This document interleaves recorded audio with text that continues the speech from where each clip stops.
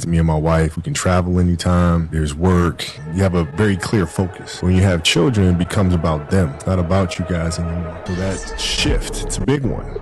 Kind of a selfishness together, and then to being absolutely selfless and doing anything you can for your kids. It was my daughter who kind of put things in perspective for me, Gianna. She's now 13, and she was like, well, you always tell us to go for it. She was like, you going to talk about it? You going to be about it. In today's world, there's so much clutter. It becomes harder for kids to try to weave through a lot of the crap that's out there to find stuff that's actually beneficial to them. Sports is the greatest metaphor we have in terms of dealing with life. And if you listen to music will give you guidance, right, that you can then meditate on and think about how you would apply it. In sports, you have to apply it in the here and now. You're faced with challenges moment to moment. You're faced with pressures and anxiety, communication or the lack thereof, and all this other stuff. It's in the moment. Our children have become less imaginative about how to problem solve, and parents and coaches have become more directive in trying to mandate or give orders or teach kids how to think and teach kids how to behave and tell them how to behave versus teaching them how to behave. It's okay to fail. You're going to be loved no matter what. That doesn't just mean basketball. That means anything in life. It means writing, being an entrepreneur, having the confidence to go for it. I've seen too many parents do the exact opposite, and it terrifies children. Children become paralyzed by their own fear because they don't have that security blanket of love and comfort. What I try to do is just try to be still and understand that things come and go. Emotions come and go. The important thing is to